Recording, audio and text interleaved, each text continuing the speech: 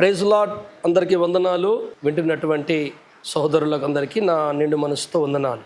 మరి జన్మ పాపము ఉన్నదా లేదా అనే అంశం మీద దేవుడు నాకు కనుపరిచిన కొంత సత్యాన్ని నా దేశ క్రైస్తవ ప్రజలకు నేను తెలియపరచాలి అని మనసులో వచ్చినప్పుడు ఈ కార్యం నేను ప్రారంభించానని మీకు పోయిన ఎపిసోడ్లో పోయిన బుధవారం మీకు తెలియపరిచాను. ప్రతి బుధవారం నాడు నేను జన్మపాపం గురించిన మరి ఈ వాక్యాన్ని, ఈ సందేశాన్ని మీకు ప్రసారం చేస్తానని చెప్పాను. అలాగే ఈ బుధవారం కూడా మరి కొంత తెలియపరుస్తాను స్నేహితులారా. మరి ఇది చాలా ఇంకా 2-3 వారాలు ఉంటుంది, తొందరపడకండి. దీని తర్వాత కూడా ఇంకా చాలా సంగతులు దీనికి సంబంధించింది మళ్ళీ ఒక ఎపిసోడ్ స్టార్ట్ అవుతుంది. మీరు నిదానంగా వినండి, సత్యము నేర్చుకోండి. అయితే పోయిన వారము మనము చివరిగా మాట్లాడిన విషయం ఏంటంటే, భక్తుని యొక్క హృదయము, ఆలోచనలు, తలంపులు పరిశుద్ధంగా ఉండాలి. మొట్టమొదట మన ఆలోచించే విధానము పరిశుద్ధమైతే, అందులో న్యాయము ఉంటే, మనను సృజించిన పరమాత్ముడు మనకు తోడుండి నడిపిస్తాడు. మన ఆలోచననే, మనం ఆలోచించే విధానములోనే న్యాయం లేకపోతే మనకు, మన జీవితానికి, మన భక్తికి మోసం జరుగుతుంది. బైబిలు గ్రంథములో, లేఖనాలలో కొన్ని విషయాలు, కొన్ని లేఖనాల పట్ల మనకొచ్చే ప్రశ్నలు, సందేహాలు, వాటికి సమాధానము కొంతవరకు లేఖనాల్లో దొరుకుతుంది, మరికొంత విశ్వాసం మీద ఆధారపడి ఉంటుందని చెప్పే చివరి సమయంలో కొన్ని లేఖనాల ఆధారాలు దొరుకుతాయి, కొంతవరకు కొంత విశ్వాసం మీద ఆధారపడి ఉంటుంది. విశ్వాసములో మనం జయించినాక ఓకే అని దేవునికి ఇష్టమైన తర్వాత మళ్ళీ ఆ విశ్వాసాన్ని కూడా లేఖన ఆధారంలో నిరూపిస్తాడు దేవుడు. అది తర్వాత జరుగుతుంది. అంత దూరము నేను ప్రయాణం చేసి ఆ చివరిగా ఆధారము లేకుండా నమ్మిన విశ్వాసం ఏదైతే ఉన్నదో లేఖనాట పట్ల, దేవుని పట్ల, ఆ తర్వాత దొరికిన ఆధారము లేఖనాల కంటే బలమైనదని మీకు నేను నిరూపిస్తా. ఎందుచేత దానికి ఒక వచనాన్ని మీకు ఇచ్చాను. యేసుప్రభుల వారు యోహాను సువార్తలో, ఇది నా శరీరము, నా రక్తమని మీరు తీసుకోవాలి అన్నాడు. నా శరీరము, నా రక్తమని ఒక ద్రాక్షరసం రొట్టె అన్నాడు అని చెప్పాను. ఈరోజు ద్రాక్షరసము అది అక్షరాల యేసు రక్తమే అనుకోవాలట. రొట్టెని యేసు శరీరం అనుకో, అది సాధ్యమవుతుందా? అది నిజమవుతుందా అంటే కాదు. అంటే కొంత విశ్వాసం మీద ఆధారపడి ఉన్నది అది. అలాగనే ప్రతి విషయాన్ని మనం నేర్చుకునేటప్పుడు న్యాయంగా ఆలోచించాలి. దేవుని యొక్క శక్తిని, ఈ సృష్టింపబడినటువంటి ఈ సృష్టి ధర్మమునకు దేవుని శక్తిని అంచనా వేయకూడదు. ఈ సృష్టికి అతిథుడైన వాడే దేవుడు, ఏదైనా చేయగలడు. అందుకని మిమ్మల్ని ఈ వారంలో మీకు కొంతవరకు సత్యం చెప్పి నేను ఆ తర్వాత మళ్ళీ వచ్చే వారం మళ్ళీ స్టార్ట్ చేస్తాను. మనుషుని యొక్క తలంపులు దేవుని తలంపులు వంటివి కావు అని ఒక వచనం మనం చదువుకుందాం. యెషయా గ్రంథము 55:8. నా తలంపులు మీ తలంపుల వంటివి కావు, నా తలంపులు మీ తలంపుల వంటివి కావు, మీ త్రోవలు నా త్రోవల వంటివి కావు, ఇదే యెహోవా వాక్కు. మనుషుని యొక్క తలంపులు దేవుని తలంపుల వంటివి కావు. మనిషికి వచ్చే తలంపులు, మన మానవ తత్వమునకు, మానవ స్వభావమునకు వచ్చే తలంపులు, అవి దేవుని తలంపుల వంటివి కావు. దేవుని తలంపులు మానవుని తలంపుల వంటివి కావు. చూసారా, నీకు నాకు చాలా తేడా ఉందంటాడు దేవుడు. ఈ జన్మ పాపము లేదు అని నమ్మేటోళ్ళు, ఉన్నది అని నమ్మేటోళ్ళు, లేదు అనేటోళ్ళు యేసు ప్రభు పరిశుద్ధుడే, మనం కూడా పుట్టుకతో పరిశుద్ధులమే అని వారి అనాల్సి వస్తుందని పోయిన ఎపిసోడ్లో చెప్పాను మీకు నేను. అందుకని అప్పుడు దేవుడు ఒక్కడైపోతాడు, యేసు ప్రభుని కూడా దేవుడు కాడు అనే ప్రమాదానికి అంత దారి తీస్తుందని నేను చాలా విషయాలు చెప్పాను పోయినసారి. ఇప్పుడు మళ్ళీ అవి వద్దిగా ముందుకెళ్దాం. యేసుప్రభుని కేవలము నరునితో నువ్వు సమానము చేశారు కదా మీరు. నా హృదయంలో యేసు ప్రభుని ఈ సృష్టికి, సృష్టిలో పుట్టిన దానికి, పుడుతున్న దానికంటే అధిగమించిన వాడు గొప్పవాడు, అన్నిటికంటే పరిశుద్ధుడు, శ్రేష్ఠుడు. కనుక ఆయన పుట్టుక కూడా మానవ పుట్టుక కంటే శ్రేష్టమని మా హృదయంలో మేము ఉద్ధరించుకొని, మేమెంతో ఆయన మీద పరిశుద్ధుడని గొప్ప అంచనా వేసుకొని మేముంటే, నువ్వు వచ్చి యేసు ప్రభుని మానవునికి మానవుడిగా చేసేసావు కదా అని ఈ జన్మ పాపం ఉన్నదని నమ్మేటోళ్ళకి కళ్ళకు నీళ్ళు వస్తాయి. అలా మాట అన్నప్పుడు దుఃఖపడతారు. వీళ్ళు దుఃఖపడితే వాళ్ళు ఏమనుకుంటారంటే, మీరు బచ్చగాళ్ళు, మీకు జ్ఞానం లేదు, మీ దుఃఖము దేవుని చిత్తానుసారమైనది కాదు, అది మీ భావోద్వేగము మీకు అంతే, అది అనిపించింది అట్లా అంటున్నారు అని వాళ్ళు అనుకుంటారు. ఎవరి సంగతులు ఎవరికి అర్థమవుతాయి అంటే, ఎవరి సంగతులు వాళ్ళకి అర్థమవుతుంది అని బైబిల్ చెప్తుంది. 1 కొరింథీ 2:10 చదవండి ఒకసారి. మనకైతే దేవుడు వాటిని తన ఆత్మ వలన బయలుపరచి ఉన్నాడు. ఆ ఆత్మ అన్నిటినీ, దేవుని మర్మములను కూడా పరిశోధించుచున్నాడు. ఒక మనుషుని సంగతులు అతనిలోనున్న మనుష్యాత్మకే గాని మనుషులలో మరి ఎవనికి తెలియను. అలాగే దేవుని సంగతులు దేవుని ఆత్మకే గాని మరి ఎవనికి తెలియవు. దీన్ని బట్టి మనం చూస్తుంటే ఏమర్థమవుతుంది? దేవుని సంగతులు దేవుని ఆత్మే వివరించాలి, మానవాత్మ వివరించజాలదు. అందుకే దేవుడు మన శక్తికి, మన జ్ఞానానికి మించినటువంటి దాన్ని మనం ఆలోచించినట్లయితే మనకు అర్థం కావు. మానవునికి దేవుని గురించిన ఏదన్నా సంగతి అర్థం కావాలంటే దేవుడు సహాయం చేయాలి. మానవుని తలంపుల్లోకి, మానవుని హృదయంలోనికి దేవుడు జోక్యం చేసుకొని వెళ్ళాలి, ఎంటర్ కావాలి. మానవుని జ్ఞాపకాల పొరల్లోకి, జ్ఞాన పొరల్లోకి దేవాత్మ ఎంటర్ కావాలి. 2 కొరింథీ 3:3 చదవండి. రాతి పలక మీద గాని సిరాతో గాని వ్రాయబడక మెత్తని హృదయములు అను పలకల మీద జీవము గల దేవుని ఆత్మతో మా పరిచర్యములముగా వ్రాయబడిన క్రీస్తు పత్రికయ్యి ఉన్నారని మీరు తేటపరచబడు. జీవము గల దేవుని ఆత్మతో మెత్తని హృదయముల మీద. జాగ్రత్తమైనది. హృదయం అనే ఒక బుక్క, ఒక గ్రంథమా, ఒక నోట్బుక్కా? అవును, హృదయం అనేది ఒక నోట్బుక్ అయితే ఆ నోట్బుక్లో రాస్తున్న పెన్ను, కలము, ఇంకు ఎవరు అంటే పరిశుద్ధాత్మ అంటుంది బైబిల్. అంటే మానవుని తలంపుల్లోకి, మానవుని ఆలోచనలోకి దేవుడు జోక్యం చేసుకోవాలి, ఎంటర్ కావాలి. దేవుడు పరిశుద్ధాత్మని ఈ వ్యక్తిని మాత్రం ఈ ప్రసంగానికి ఫైనల్ వరకు మర్చిపోవద్దు మీరు. చాలా మీకు ఆ సంగతులు చెప్తాను, కానీ ఈ వ్యక్తిని జ్ఞాపకంలో ఉంచుకోండి, చాలా మంచిది. ఎందుకంటే అర్థమవుతుంది, లేకపోతే అర్థం కాదు. ఎవరు నమ్మినా నమ్మకపోయినా నాకు దేవుడిచ్చిన ఈ జ్ఞానాన్ని నేను చెప్పేస్తా. నా దేవుని ప్రణాళికలను బిడ్డలందరూ జమ అయిపోతారు, వాళ్ళు తెలుసుకుంటారు. మరి దేవుని ప్రణాళికలు లేని వాళ్ళు, నాకు అవసరం లేదనుకున్న వాళ్ళు వాళ్ళ ఇష్టం వచ్చినట్టే ఉండొచ్చు. రేపు యేసుప్రభు వచ్చినప్పుడు మరి ఆయన సింహాసనం ముందు, న్యాయపీఠం ముందు అందరం ప్రత్యక్షమైనప్పుడు ఆయన లెక్కలు తీస్తాడు. అప్పుడు తెలిసిపోద్దులేండి, ఇప్పుడు కాకపోయినా. కానీ నన్ను చూడక నమ్మినవాడు ధన్యుడు అనేది ఇప్పుడే జరగాలి. దైవాత్మతో మెత్తని హృదయం మీద రాయబడింది అంటే చూసారా, ఆత్మదేవుడు తన జ్ఞానమును, తన ప్రణాళికను మానవుల హృదయములో రాయాలనుకుంటున్నాడు. మానవుని హృదయములో ఆత్మదేవునికి అవకాశం మానవులు ఇవ్వట్లేదు. ఇచ్చిన వాని హృదయములోకి వెళ్ళి ఆయన పని చేసుకుంటున్నాడు అని అంటున్నాడు. ఆ హృదయములో పరిశుద్ధాత్మని పిలువనివాడు, పరిశుద్ధాత్మ అనేవాడే లేడనేవాడు మరి దేవుని యొక్క సంగతులను ఎలా తెలుసుకోగలడు? అవి అతనికి వెర్రితనంగా కనపడుతుంది. అట్టెట్లయితుంది, అట్టెట్లయితుంది అని ప్రశ్నలే మిగిలిపోతాయి తప్ప సమాధానాలు అతనికి దొరకవు. అతనికే కాదు, నాకు దొరకవు, నీకు దొరకవు, ఎవరికి? మానవ హృదయానికి దొరకవని బైబిల్ చెప్తుంది. మానవ హృదయానికి దైవజ్ఞానము గోచరించదని బైబిల్ చెప్తుంది. ఎంత పెద్దవాడైనా, ఎంత గొప్పవాడైనా పరిశుద్ధాత్మ సహాయం కావాల్సిందే.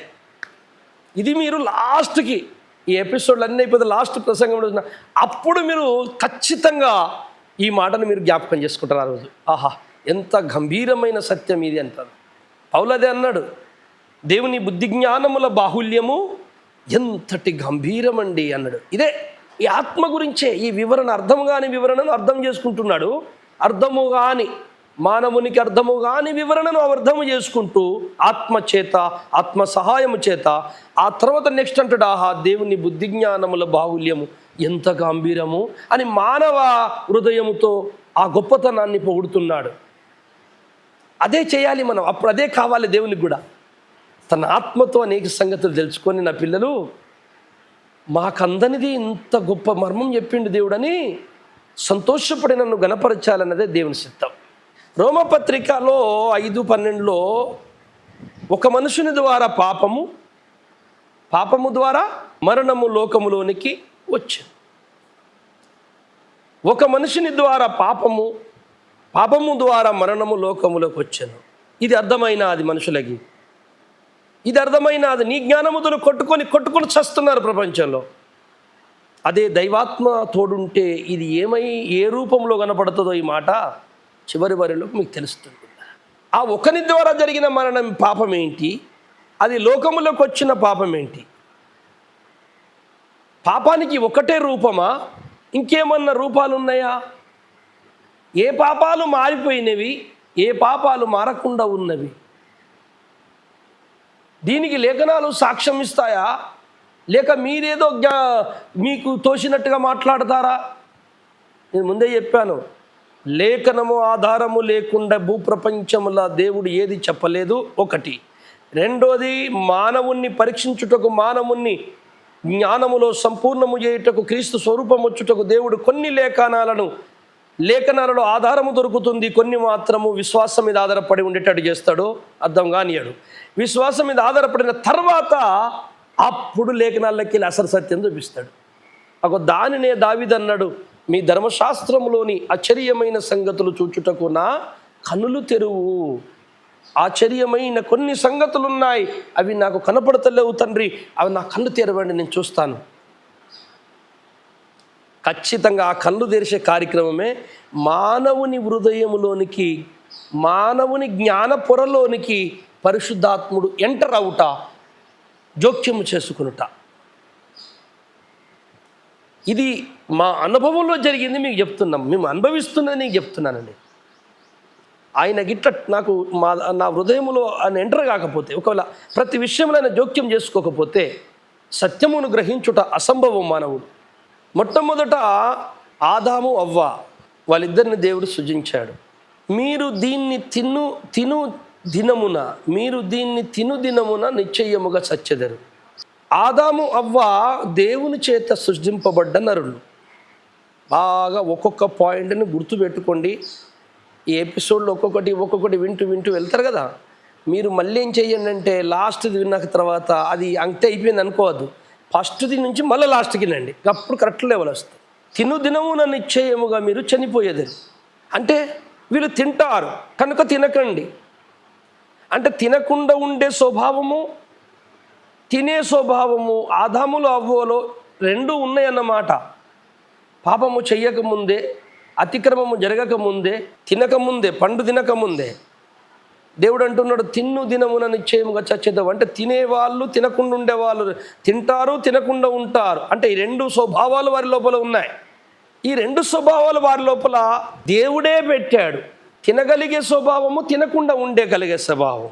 మళ్ళేమో మానవుడు, నరుడు దేవుని స్వరూపములో చేయబడ్డాడు. దేవుని స్వరూపములో నరుడు చేయబడ్డ ఈ నరునికి అతిక్రమించే స్వభావం ఉంది, ఉండకుండా స్వభావం ఉన్నది. రెండు స్వభావాలు ఉన్నాయి. స్వభావంలో రెండు గుణములు. ఈ రెండు ఎక్కడి నుండి వచ్చినాయి ఆదాముకి? ఎక్కడి నుంచి రావడానికి అవకాశాలు లేవు. తప్పకుండా దేవుని లోపల నుంచే రావాలి. దేవుడు కూడా ఏం చేయగలడు, ఏం చేయలేడు, మానవుడు కూడా చేయగలగాలి, ఉండాలి. కనుక అతిక్రమించారు కనుక వాళ్ళు పాపులు అయిపోయారని సింపుల్గా చెప్పేస్తున్నాం మనం. వాళ్ళు పాపము చేశారు కనుక పాపులు అయ్యారండి. పుట్టుకతో పాపులు ఎవరు? అసలు ఆదామవ్వ పుట్టుకతో పాపులు కాదు. ఆదామవ్వ పుట్టుకతో పాపులని ఎవరన్నారండి? మొదటి నరులు పుట్టుకతో యథార్థవంతులు, ఆ తర్వాత పుట్టేటోళ్ళందరూ పాప స్వభావం అని లేఖనం చెప్తుంది. అది ఎట్లనో, దానికి ఆధారాలేంటో, ఎన్ని కోణాలు ఉన్నాయో, ఎంత వివరించుకోవాలో మనం ముందు తెలుసుకుందాం. ఆదామవ్వ పాపము చేయగలిగే స్వభావము, చేయకుండా ఉండే స్వభావం రెండు ఉన్నాయి. అది తప్పు జరగకముందే ఉన్నాయి. మానవులోనికి ఈ లక్షణాలు ఎక్కడి నుంచి వచ్చినాయి అంటే ఈ ప్రకృతిలో ఎక్కడి నుంచి రాలే. ఎందుకంటే మట్టిని పిసికి బొమ్మను చేసి ఆయన వాటి నాసిక రంధ్రములో జీవవాయుదగా నరుడు జీవాత్మాయను, దేవుని స్వరూపములో నరుడు సృజింపబడెను అన్నప్పుడు ఆ నరునికున్న లక్షణాలన్నీ దేవుని లోపల నుంచే వచ్చి ఉండాలి, ఇంకెక్కడి నుంచి రావు. అయితే దేవుని లోపల నుంచి వచ్చి ఉంటే మరి దేవునికి ఈ లక్షణాలు రెండు కలిగి ఉండాలి. దేవుడు కూడా మంచి చేయగలిగిన వాడు, చెయ్యని వాడై ఉండాలి. నేను ఒక ప్రశ్న అడుగుతా. సరే, మానవుడు పాపం చేసిండు, ఆదాము తప్పు చేశాడు, పాపి అయిపోయాడు. క్రియతో పాపి, జన్మతో పాపి కాదు. అలాగే అందరూ క్రియలే పాపులు, జన్మలు కాదు. మరి ఆదాముకి ఎక్కడి నుండి వచ్చిందిరా అంటే దేవుని లోపల నుంచి వచ్చింది. దేవుని లోపల ఏమున్నదా అంటే పాపము లేదు, మంచివాడు. ఆదాము తప్పు చేశాడు. అయితే నేను ఒకటి అడుగుతా, దేవుడు పాపము చేయగలడా? ఒక్కసారి ప్రశ్న వేసుకుందాం. అంటే ఎవరన్నా ఈ మాట అన్నాం అనుకో, మీ పిచ్చి లేచిందా అనే, దేవుడు ఎక్కడన్నా పాపం చేస్తాడా? అది ఇంపాసిబుల్, చేయజాలడైనా. దేవుడు పాపము చేయలేడు. అయ్యా చెయ్యగలడా అని అడుగుతున్నా నేను. చేశాడు, చేస్తాడు అని అనలే కదా. దేవుడు పాపము చేయగలడా? చేయలేడు అని అన్నామంటే తప్పైపోతుంది. ఎందుకంటే దేవుడు పాపాన్ని చెయ్యలేడు అని నువ్వు అన్నట్లయితే లేఖనం అడ్డం తిరుగుతుంది. ఆయన లేఖనమే. ఖండం 18వ అధ్యాయం 14వ వచనం ఒకసారి చదవండి. యెహోవాకు అసాధ్యమైనది ఏదైనా ఉన్నదా అంటే దేవునికి అసాధ్యమైనది ఏదీ లేదు. అన్నీ చేయగలడు దేవుడు. అంటే పాపము కూడా చేయగలడు. లేదు పాపము చేయలేడు ప్రభు, అన్నీ చేయగలడు, ఒక పాపమే ఆయనకు శాత కాదు అంటే మళ్ళీ లేఖనం తప్పు అయిపోద్ది. అన్నీ చేయగలడు, పాపం ఎందుకు చేయలేడు? అరే అవును పోయి పాపం చేయగలిగితేనే మరి లేఖనం నెరవేరుతుంది. అన్నీ చేయగలడు, అసాధ్యమైనది ఏమీ లేదు, పాపము కూడా చేయగలడు. అప్పుడైతేనే ఈ లేఖనం నెరవేరుతుంది.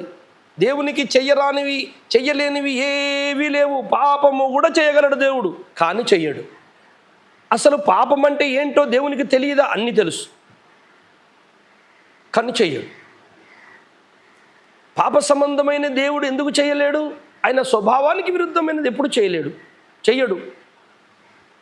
కానీ చెయ్యగలడా అంటే చేయగలడు. పోయి ఆయనకు పెద్ద లెక్కన పాపం చేసుడు, ఏదైనా చేయగలడు.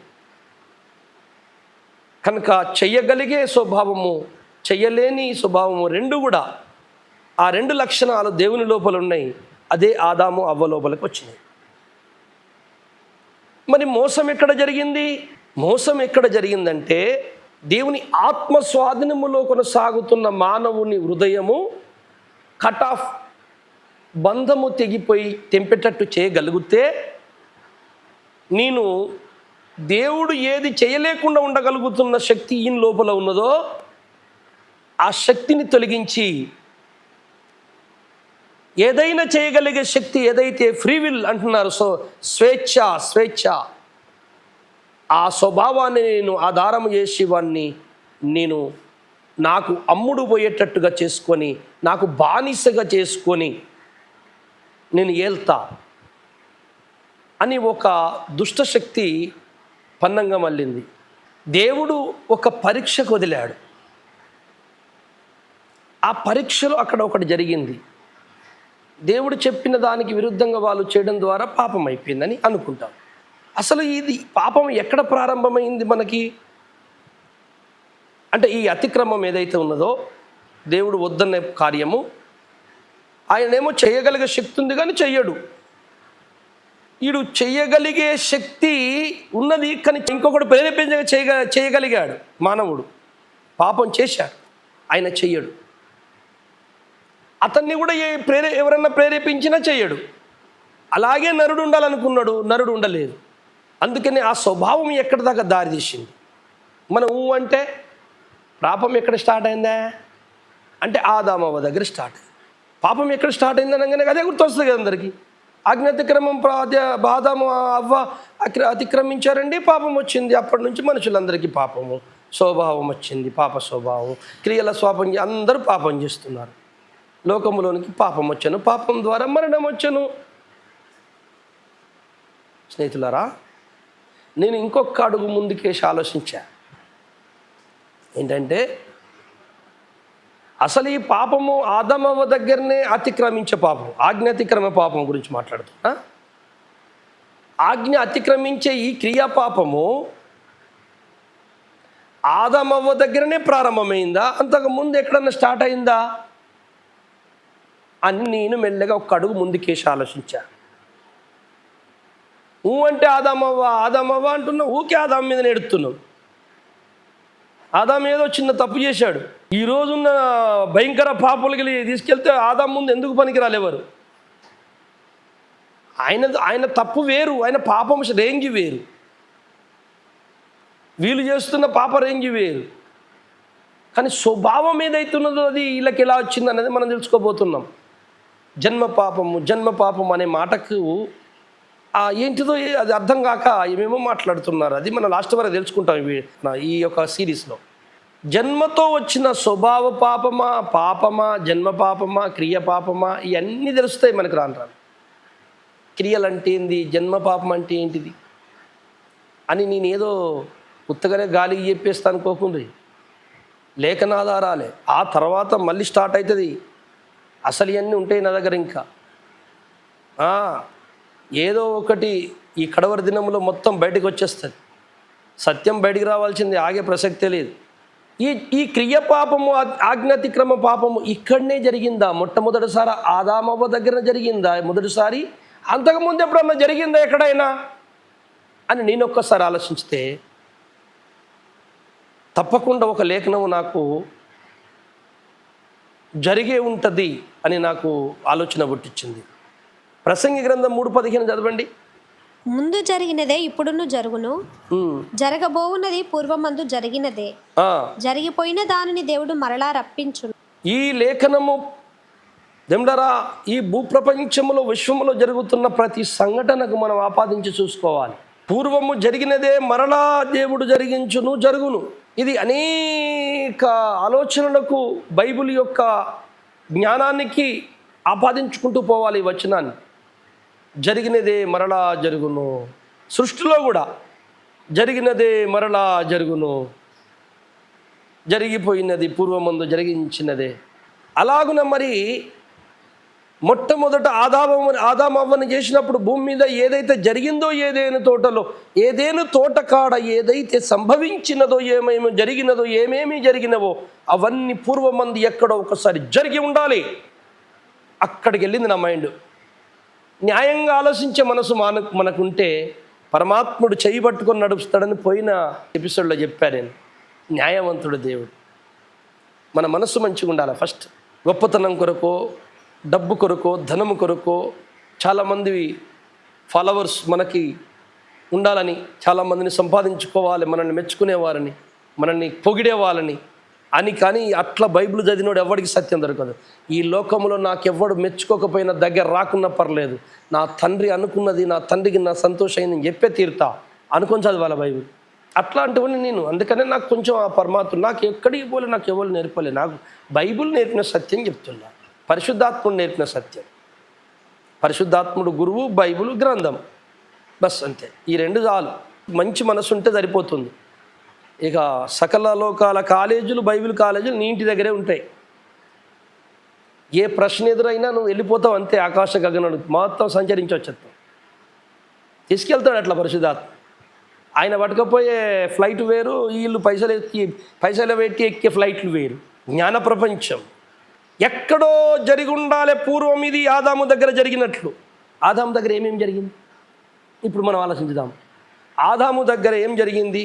మొట్టమొదట దేవుడు భూమి గ్రహాన్ని చేశాడు, కొండలను చేశాడు, జలములు చేశాడు, గాలి, నీరు, అగ్ని, పంచభూతాలను చేశాడు, సూర్యచంద్ర నక్షత్రాలను చేశాడు, జీవరాశులను చేశాడు, జలచరము చేశాడు, జలచరములు, ఉభయచరములు, భూచరములు, సమస్త జీవరాశులు, జీవాత్మలు సమస్తం సృజించాడు.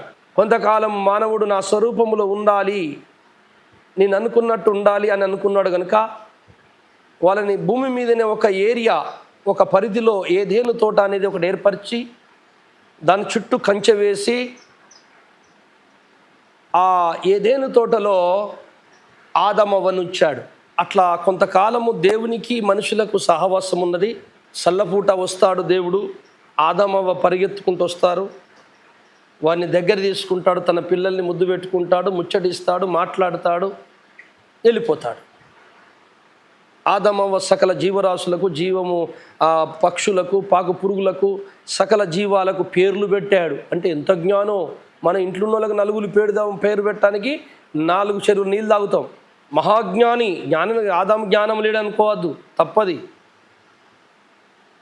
ఆదాములో ఉన్న జ్ఞానము 10% కూడా మనకి ఇప్పుడు లేదు. అంత జ్ఞాపక శక్తి, మేధాశక్తి, దైవ స్వరూపంలో చేయబడ్డ మానవుడు. అంతటి శక్తిని మనం పోగొట్టుకున్నాం. దేని ద్వారా? పాపములు విస్తరించుట ద్వారా. ఆయుష్, జ్ఞానము సర్వం పోగొట్టుకొని మరణానికి పాత్రులమైపోయాం. సో జరిగిన లేఖనాన్ని తీసుకుంటే ఆ ఏదెను తోట దగ్గర ఒకటి జరిగింది. ఏంటంటే ఆ ఏదెను తోటలో హాయిగా సంచరిస్తున్నటువంటి ఒక 100 సంవత్సరాలు అనుకుందాం, ఆడ ఏం రాయబడలేదు, కానీ 100 సంవత్సరాల తర్వాత తన పిల్లల్ని ఒక్కసారి నా స్వరూపంలోని ఉన్నారా లేదా అనేది పరీక్షించితేనే తప్ప ఏదైనా జరగదు అని దేవుడు పరీక్షించిన తర్వాత ఈ తయారు చేసిన మనుషులని ఏం చేయాలనుకున్నాడో అక్కడికి నడిపించుటకు, ఆయన భవిష్యత్తు జ్ఞానము దగ్గరికి వారిని నడిపించుటకు మన అవతలకి వెళ్ళద్దు. ఇప్పుడు ఇక్కడ మాట్లాడుకుందాం. అయితే ఆ ఏదేని తోటలో ఉన్న వారికి పరీక్ష పెట్టాడు. ఆ పరీక్షలో వాళ్ళు గెలుతారేమో అని పంపించాడు. ఆ పరీక్షలో వారిని శోధించే వ్యక్తి అపవాది, సైతాన్. దేవుడు వెళ్ళమంటేనే వాడు వెళ్ళగలిగాడు తోటలోకి, ఏదైనా తోటలోకి, లేకపోతే వెళ్ళలేడు. ఇది గ్యారంటీ. ఎట్లా అంటే యోబు కూడా ఇంటి చుట్టూ ఏం కంచె ఉండెను? యోబు 1:9. అపవాది యోబు ఊరకయే దేవుని యందు భయభక్తులు గలవాడాయన, నీవు అతనికిని అతని ఇంటి వారికిని అతనికి కలిగిన సమస్తమునకును చుట్టూ కంచె వేసితివి కదా.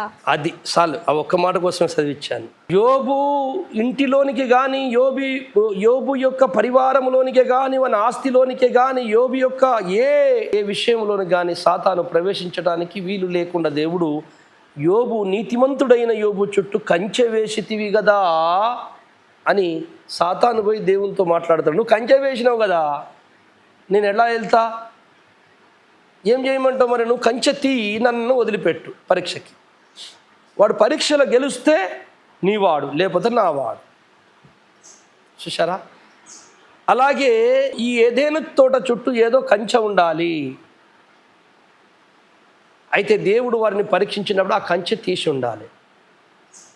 కంచె తీయంగానే లోపలికి అపవాది వెళ్ళిండు, అవ్వని ప్రేరేపించిండు, ఆ పండు తిన్నది ఆదాముకి ఇచ్చింది, ఆజ్ఞాతికరం పాపమైందని మీరు అంటున్నారు. అయితే ఈ పాపము ఏదైనా తోటలో జరిగిందా అంటే అంతకు ముందు కూడా ఎక్కడో ఇలాంటిది జరిగి ఉండాలి స్టోరీ. ఏదైనా తోట కాడ జరిగిన ఈ భయంకరమైన విపత్తు, మానవులు నాశనం, పతనం అవ్వటానికి జరిగినటువంటి పెను ప్రమాదము ఈడ సంభవించినట్టు, దేవుడు ఇలా కంచె ఉంచినట్టు, తీసినట్టు, పరీక్షించినట్టు, వాళ్ళు ఆజ్ఞ అతిక్రమించినట్లు, ఇలా జరిగినట్లు అక్షరాల ఇంకెక్కడో జరిగి ఉండాలి సృష్టి లోపల. తప్పకుండా అక్కడ జరిగినదే ఇక్కడ జరిగింది. అక్కడ జరిగింది అంటే ఈ ఆజ్ఞాతిక్రమం అనే పాపం ఇక్కడే జరిగిందా? కాదు, దేవదూతల ప్రపంచములో కూడా జరిగింది. దేవదూతల లోకాలలో ఫస్ట్ అక్కడ జరిగింది పాపం. ఆ తర్వాత ఏదైనా తోటలో జరిగింది. దేవుడు మొట్టమొదట ఒక ప్రధాన దూత లూసిఫర్ని చేసుకున్నాడు. ఆ తర్వాత అనేక మంది కోటాను కోట్ల దూతలను చేసి లోకాలను చేశాడు. దేవుళ్ళారా, దూతలందరికీ అని చేసిన దూతల లోకాలందరికీ ఇదే బోధ చేశాడు, ఆదాముకు చెప్పినట్టే. మీరు నా ఆజ్ఞ ప్రకారంగా ఉండండి, నా మాటలకు వేరేకంగా ఎవరన్నా ఏదైనా చెప్తే నమ్మకండి, మోసపోకండి అని చెప్పాడు, బోధించాడు. వాళ్ళు విన్నారు, సరే అన్నారు. కానీ దేవుని దగ్గర ఒకే ఒక ప్రథమ కుమారుడు లూసిఫర్, మొట్టమొదట సృజింపబడిన వాడు. వారు దేవదూతల ప్రపంచాలకి అన్నిటికీ వాడు పెద్దన్న లాంటి వాడు. దేవుని గురించిన మర్మములు, సత్యములు, లోకాలన్నీ తెలుసు వానికి. అని బైబిల్ చెప్తున్న సత్యం. చూడు హెచ్కేల్ గ్రంథము 28:14 చదువుదాం ఒకసారి. అభిషేకము నొందిన కెరూబువై ఒక ఆశ్రయముగా నీవుంటివి, అందుకే నేను నిన్ను నియమించి తిని. దేవునికి ప్రతిష్ఠింపబడిన పర్వతము మీద నీవుంటివి, కాలుచున్న రాళ్ల మధ్యను నీవు సంచరించుచుంటివి. నీవు నియమింపబడిన దినము మొదలుకొని పాపము నీ యందు కనబడు వరకు ప్రవర్తన విషయములో నీవు యథార్థవంతుడవుగా ఉంటివి. పాపము నీ యందు కనపడంత వరకు ప్రవర్తన విషయములో నువ్వు యథార్థవంతుడవైతుంటివి. దేవదూతల్లోకి పాపము ప్రవేశించక ముందు మొట్టమొదట లూసిఫర్ అనే ప్రధాన దూతలోకి ప్రవేశించింది. అయితే వాని లోపలికి కూడా ప్రవేశించక ముందు నువ్వు నాకు యథార్థవంతుడవై ఉంటివి కదా అంటున్నాడు దేవుడు, సాక్ష్యం ఇస్తున్నాడు. అంటే ఆ లూసిఫర్ అనే ప్రధాన దూతలోని కూడా పాపం అనేది ఏదో ఉంది, శక్తి. అది వాని లోపలికి ప్రవేశించడం ద్వారా వాడు అతిక్రమించటానికి ఆధారము దొరికింది. అయితే ఈ దేవదూతల లోపల కూడా దేవుడు పాపము చేయగలిగే స్వభావము, చెయ్యని అంటే ఫ్రీ విల్, స్వేచ్ఛ, ఏదైనా చేయగలిగే స్వేచ్ఛ దేవదూతల్లో కూడా ఉన్నది. అలాగే ఆదాములో కూడా ఉన్నది. అలాగే ప్రతి దేవుడు సృజించే ప్రతి ఒక్కరిలో ఉంటుంది. ఎందుకంటే దేవుడు ఎవరిని సృజించినా రోబోట్ బొమ్మలాగా చేసి రిమోట్ చేతిలో పెట్టుకొని నడిపించడానికి ఇష్టపడలే. తనలాగే స్వేచ్ఛగా నన్ను ప్రేమించి నా దగ్గరికి వచ్చేవాళ్ళు కావాలనుకున్నాడు. ప్రేమమయుడు. ఈ జగత్తుని సృజించటానికి కారణమైందే ప్రేమ. ఈ ప్రపంచము సృజింపబడకముందు దేవుడు సమీపింపరాని తేజస్సులో ఒక్కడ ఉన్నప్పుడు ఆయన హృదయంతరంగంలో రారారుతున్న ప్రేమ, ఆ ప్రేమయే కారణమైంది ఈ సృష్టి చేయటానికి. ఇప్పుడు ఆ ప్రేమే ఆధారమైంది ఈ సృష్టికి. ఆ ప్రేమే ఆధారమైంది నీ కొరకు ప్రాణం పెట్టడానికి మొన్న. ఆ ప్రేమే ఆధారమైంది తిరిగి రావడానికి. ఆ ప్రేమే ఆధారము రేపు మనం పరలోకి పోతుంది. ప్రేమ ప్రేమ ప్రేమ. ప్రేమకు విరుద్ధంగా చేసినందుకు చాలా దుఃఖపడుతున్నాడు దేవుడు. తన కోపము చేత అన్ని భస్మం చేయటానికి కూడా ఇష్టపడతలేడు. తన ప్రేమని ఓడిపోయేటట్టు చేసుకోడు, ప్రేమను గెలిపిస్తాడు యేసయ్య. అందుకే ఇదంతా పోరాటం జరుగుతుంది. ఇదే ఈ ప్రేమ లేనివాడు, న్యాయం లేనివాడు నాకు అద్దని దేవుడు తీర్మానం చేసుకున్నాడు. న్యాయంగా ఆలోచించే వాళ్ళు, నా మీద నమ్మకం ఉన్నవాళ్ళు ఎవరన్నా ఉన్నారేమో అని భూలోకంలో ఎతుకుతున్నాడు. వారికి మర్మములు తెలియపరుస్తాడు దేవుడు. అందుకే దేవుని యొక్క ఆత్మ సంగతులు ఆత్మకే తెలియను, ఆ మర్మములు పరిశుద్ధాత్మకే తెలియదు. దేవదూతలందరికీ దేవుని యొక్క స్వభావమే ఉన్నది. వాళ్ళు కూడా చేయకుండా ఉండగలిగే శక్తి ఉన్నది, చేయగలిగే శక్తి కూడా ఉన్నది. అందుకని వాళ్లకు ఇదే ఉపదేశం చేసి ఉండాలి యేసయ్య. జరిగినదే అంతకుముందు జరిగినది. దేవదూతలకు మీరెవ్వరు కూడా ఈ చీకటి ప్రపంచ శక్తిని, ఈ పాప స్వభావాన్ని మీ లోపల రానిచ్చుకోకని చెప్పే ఉంటాడు. అలాగే సార్ అన్నారు. కానీ ఒక తేజో నక్షత్రము అంటే ఉన్నత స్థాయి కలిగిన దూత తన కుమారుడైన యేసు ప్రభుతో సమానుడిగా ఆ లోకంలో ఉండాలనుకున్నందుకు, ఆ దురాశ పుట్టినందుకు, ఆ దురాశకు శక్తి లేదు, అతనికి చెయ్యలేడు. మహోన్నతునిగా సమానుడిగా అనుకున్నాడు కానీ చెయ్యలేడు. అది చెయ్యటానికి సహకరించిన శక్తి ఒకటి అతనిలో ప్రవేశించింది, సృష్టిలో ఉంది. ఆ చీకటి శక్తిని ఆధారము చేసుకొని, ఇది చాలామంది పెద్దలు కూడా చెప్పారు ఈ మర్మమును, ఆధారము చేసుకొని వాని స్వేచ్ఛను, దేవుడిచ్చినటువంటి స్వేచ్ఛ ఉపయోగించుకొని దేవునికి తిరుగుబాటు చేశాడు.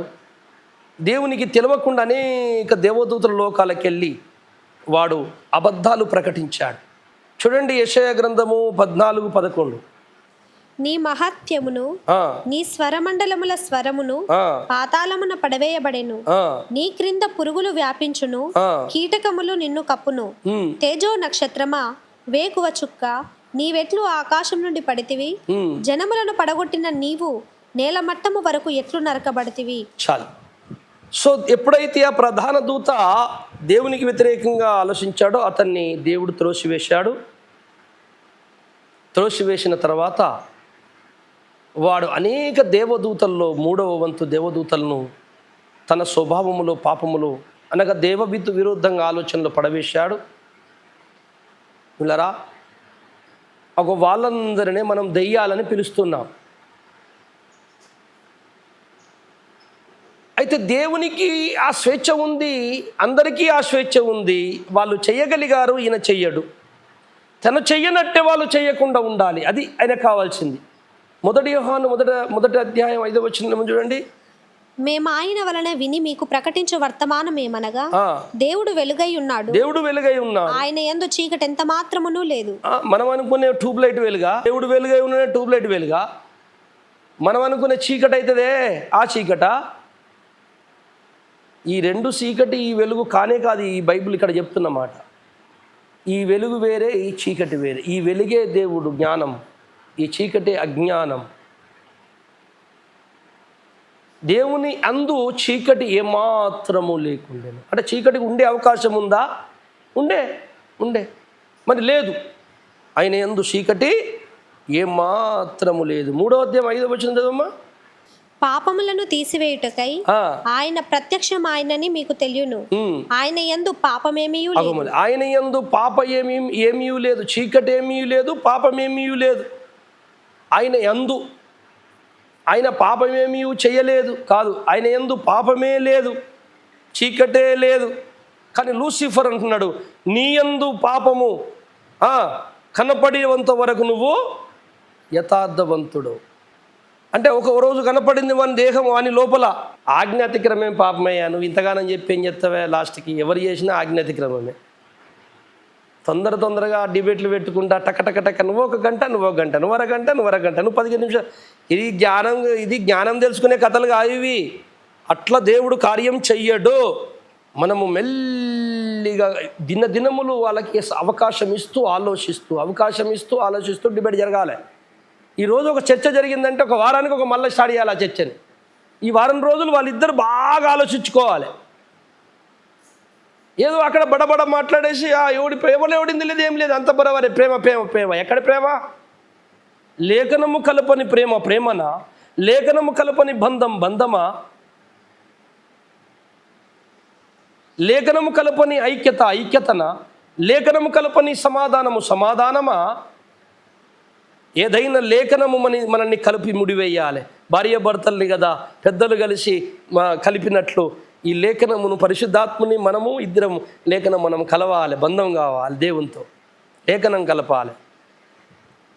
ఆలోచించండి. 2 కొరింథీ 5:10 ఏముందమ్మా? ఎందుకనగా తాను జరిగించిన క్రియల చొప్పున అవి మంచివైనను సరే చెడ్డవైనను సరే దేహముతో జరిగించిన వాటి ఫలమును ప్రతివాడును పొందునట్లు. ఇప్పుడు దాకా మాట్లాడితే మీరేమనుకుంటున్నారు ఏనటోళ్ళంటే, సాల్తీయా నువ్వు బాగా చెప్పుకొచ్చినావు, ఏదో ఎక్కడికి వెళ్ళినావు. ఆ పరలోకముల దూతలైనా, భూమి మీద ఆదామైనా అవ్వైనా పాపం చేతినే అయిందని ఉంది, కానీ పుట్టుకతో ఉందని ఎక్కడుంది సార్? అవును, నాకు ఆ మాత్రం తెలివి లేక నేను ఇవన్నీ చెప్పుకుంటూ వస్తాను. అందుకే అన్నా కదా తెగదు జల్దని. అయితే ఏమన్నాడు? దేహముతో ఉండి జరిగించినవి అవి మంచివైనను సరే చెడ్డవైనను అవి తీర్పులోనికి వచ్చును. అయితే ఏంది ఇలా? దేహముతో ఉండి జరిగించినవి మంచివైతేనేమో దేవుని దగ్గరికి, చెడ్డవైతేనేమో నరకానికి. శరీరముతో చేసినంత పాపములలో, పాపాలలో చెడ్డ పాపము, క్రియలతో చేసే పాప పనులకు నరకం, క్రియలతో చేసిన మంచి పనులకు స్వర్గం. పోయిన వీడియోలో చెప్పుకున్నాం, మేకలు గొర్రెలు. మీరు మంచి పనులు చేశారు కనుక పరలోకం వెళ్ళండి, నువ్వు చెడ్డ పనులు చేసావు కనుక నరకం వెళ్ళండి. ఇక యేసు రక్తంతో కన్యక ఉట్టుడు, యేసు శిల్వ యజ్ఞము రక్తం కార్చుడు, మనము ఆదివారం తాగుడు, రక్తం తాగుడు, యేసు శరీరము రక్తమనుడు, త్రాగుడు, తినుడు, ఈ ఆరాధనలు ఇవన్నీ జన్మ పాప, ఇవన్నీ ఎక్కడియండి? ఎందుకు అవసరమే లేదు. ఇక క్రియ పాపము చేసిండు గనక మానవుడు క్రియలు మార్చుకుంటే కథం దేవుడి దగ్గరికి వెళ్ళిపోతాడు, సరిపోతుంది. కనుక ఇదిగో దేహంతో ఉండి జరిగించినవి మంచివైతే ఇటు, చెడవైతే. నేను ఒక మాట అంట, ఈ వచనము చెడ్డయి మంచి, దేహంతో జరిగించినవి చెడ్డయి కదా, కొన్ని ఉన్నాయి కదా, వాళ్ళు ఎక్కడికి వెళ్తారు అన్నా నేను. సార్ నరకానికి వెళ్తారు అన్నారు. ఇది నరకానికి వెళ్ళే వచనం కానే కాదు. ఈ పాపాల గురించి మాట్లాడుతుందే ఇప్పుడు ఈ 2 కొరింథీ 5వ అధ్యాయం 10వ వచనము. దేహములో ఉండి జరిగించినవి మంచివైనను సరే చెడ్డవైనను సరే. ఈ 2 భాగాలు నరకం వెళ్ళేది కాదు. ఇది ఇది క్రీస్తు బిడ్డలు బలహీనతలను గురించి చెప్పుతున్న మాట, పరలోకానికి వెళ్ళే వారి మాట. ఇందులో నరకం వెళ్ళేటోడు ఒక్కడు లేడు ఈ మాట కాడ. దేహంతో జరిగించిన మంచివైనను చెడ్డవైనను సరే ఎక్కడ ప్రత్యక్షం కావాలట మనం? క్రీస్తు న్యాయపీఠము దగ్గర. క్రీస్తు న్యాయపీఠము దగ్గరికి అందరూ ప్రత్యక్షం అయ్యేది చెడ్డవాళ్ళు మంచోళ్ళు కాదు, టోటల్గా దేవుని నమ్మి పరలోకం పోయినోళ్ళు. పరలోకం పోయేటోళ్ళందరూ ఆ క్రీస్తు న్యాయపీఠం దగ్గరికి ఎందుకు ప్రత్యక్షం అవుతారంటే, వధువు సంఘ దేహములో ఉండి ఉన్నత స్థాయములు సింహాసనాలు ఎక్కే వాళ్ళు సింహాసనానికి వెళ్తారు. మాకెందుకులే మర్మములు సత్యములని ఇంటికాడ పాదన చేసుకుని ఏ పాపం చేయకుండా ఏ సాయం చేయకుండా దేవుని గురించి పెద్ద త్యాగాలు ఏం చేయకుండా మంచిగా బతికి ఏసై ఉంటే చాలనుకునే వాళ్ళు వాళ్ళ పరిచర్యలు కాలిపోతాయి. గడ్డి కొయ్యకాలని రాయబడినది. వీళ్ళు పరలోకమే వెళ్తారన్నది. ఆ వచనం చదవమ్మా, కొరింథీయులకు రాసిన పత్రిక 3:11. వేయబడినది తప్ప మరి యొక్క పునాది ఎవడును వేయనేరడు. చదువు. ఈ పునాది యేసుక్రీస్తే. ఎవడైనాను ఈ పునాది మీద బంగారము వెండి వెలగల రాళ్ళు కర్ర గడ్డి కొయ్యకాళ్ళు మొదలైన వాటితో కట్టిన ఎడల వాని పని కనబడును. ఆ దినము దానిని తేటపరచును, అది అగ్ని చేత బయలుపరచబడును. మరియు వాని పని ఎట్టిదో దానిని అగ్నియే పరీక్షించును. పునాది మీద ఒకడు కట్టిన పని నిలిచిన ఎడల వాడు జీతం పుచ్చుకొనును. ఒకని పని కాల్చివేయబడిన ఎడల వానికి నష్టము కలుగును. అతడు తన మట్టుకు రక్షింపబడును గాని అగ్నిలో నుండి తప్పించుకున్నట్టు రక్షింపబడు. అది అంటే నరకానికి వెళ్ళే వాళ్ళు కాదు. అక్కడ న్యాయపీఠం దగ్గర ఉండే వాళ్ళందరూ వారి సేవకుల సేవలన్నీ పరీక్షింపబడతాయట అగ్ని చేత. కొయ్యకాలు గడ్డి అవి కాలిపోతాయి. బంగారము వెలగల రాళ్ళు వెండి వీళ్ళి నిలబడతాయి పరిచర్యలు. కానీ వాళ్ళు నరకానికి వెళ్ళేటోళ్ళు కాదు. పరలోకంలోనే ఏ సింహాసనం ఏ పదవులు లేకుండా ఉండేవాళ్ళు నష్టపోతారు శాశ్వతంగా. కానీ నరకం తప్పించుకున్నట్లుంటుందట. వాళ్ళ గురించి మాట్లాడిందే ఈ మాట. దేహమందుండి జరిగించినవి కొన్ని చిన్న లోపాలు, చిన్న పొరపాట్లు, అవి కూడా పాపాలే, క్రియ పాపాలే. వాళ్ళు నరకం వెళ్ళిపోతారు అనుకుంటే మరి లేఖనం తిప్పి కొడుతుంది మనండి. ప్రజ్ఞా గ్రంథం 20వ అధ్యాయం 11వ వచనం. మరియు ధవలమైన మహాసింహాసనమును దాని యందు ఆసనుడై ఉన్న ఒకరిని చూచితిని. భూమి ఆకాశములు ఆయన సముఖము నుండి పారిపోయేను, వాటికి నిలువ చోటు కనబడకపోయేను. మరియు గొప్పవారేమి కొద్దివారేమి మృతులైన వారందరూ ఆ సింహాసనం ఎదుట నిలబడి ఉండుట చూచితిని. అప్పుడు గ్రంథములు విప్పబడెను, మరియు జీవ గ్రంథమును వేరొక గ్రంథము విప్పబడెను. ఆ గ్రంథముల యందు వ్రాయబడి ఉన్న వాటిని బట్టి తమ క్రియల చొప్పున మృతులు తీర్పు పొందిరి. ఇది ధవల సింహాసనము. దీని ముందుకు ఒక్క పరలోకం పోయేటోడు ఒక్కడు వెళ్ళడు. మొత్తం నరకం వెళ్ళేటోళ్ళు అక్కడికి వెళ్తారు. ఎందుకంటే వాళ్ళకి నరకంలో ఏ రేంజ్లో కావాలో అక్కడ నుంచి డిసైడ్ అవుద్ది. న్యాయపీఠం దగ్గర పరలోకం వెళ్ళేటోళ్ళే వస్తారు. కానీ వధువు సంఘంలో ఎవరు ఉంటారో ఏ పని లేకుండా ఉండేటోళ్ళు అక్కడికి డిసైడ్ అవుద్ది. గడ్డి కొయ్య కాళ్ళు అని ఉండదు కదా. అగ్ని చేత పరీక్ష. మరి దేహమందు ఉండవి మంచివైనను సరే చెడ్డవైనను సరే అంటే నరకం వెళ్ళేటోళ్ళు మాట కాదు అది. నరకానికి వెళ్ళే పాపాలు వేరు, స్వర్గానికి వెళ్ళి కొంత నష్టపోయే లోపాలు వేరు. పాపాలు వేరు, లోపాలు వేరు. క్రియ పాపాలు వేరు, జన్మ పాపము వేరు. ముందు తెలుసుకుంటాం. అయినను ఎన్ని చెప్పినా సార్ క్రియతోనే జరిగింది, చేస్తేనే పాపం అవుతుందా, చేయకపోతే ఎట్లయితుంది? నేను ఒక్క మాట చెప్పి ముగించేస్తా. ఇక వచ్చే ఎపిసోడ్లో తెలుసుకుందాం. 2 పేతురు 2వ అధ్యాయము 4వ వచనం చదవండి ఒకసారమ్మా. దేవదూతలు పాపము చేసినప్పుడు దేవుడు వారిని విడిచిపెట్టక పాతాళ లోకమందలి కటిక చీకటి గల బిలములలోనికి త్రోసి తీర్పుకు కావలిలో ఉంచబడుటకు వారిని అప్పగించెను. దేవదూతలు పాపము చేసినప్పుడు అంటే పాపము భూమి మీద ఆదాము దగ్గర జరిగిందా? అతిక్రమ పాపము మొదటిసారి అంటే కాలే. పూర్వమందు ఒక్కసారి జరిగినది దేవదూతల మధ్యలో అని చెప్పిందే అదే ఇది. దేవదూతలు పాపం చేసినప్పుడు క్షమించడు. వాళ్ళు కూడా పాపం చేస్తేనే పాపులయ్యిండ్రు, వీళ్ళు కూడా చేస్తేనే పాపులయ్యిండ్రు. జన్మ పాపం ఎక్కడ ఉంది సార్? అవునవును, మీరు అన్నది కూడా కరెక్టే, ఆలోచించుదాం.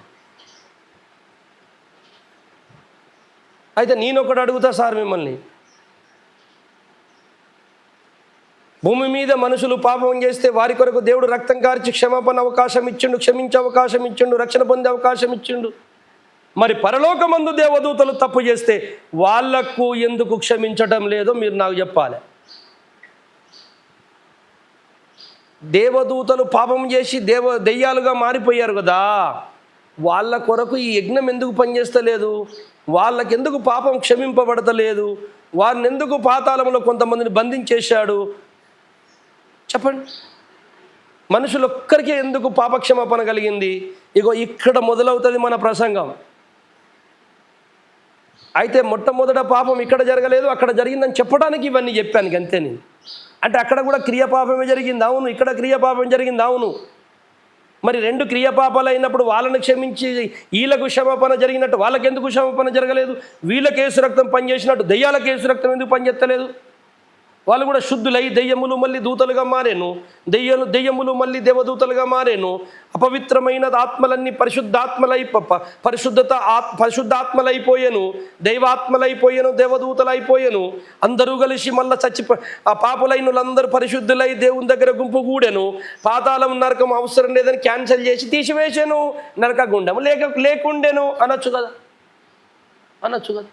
అసలు ఈ నరకగుండం ఇప్పుడే అయిందా? ఆదాం అప్పుడు చేసిండు, అంత ముందు నుంచి ఉందో అది కూడా తెలుసుకుందాం వచ్చే ఎపిసోడ్లో.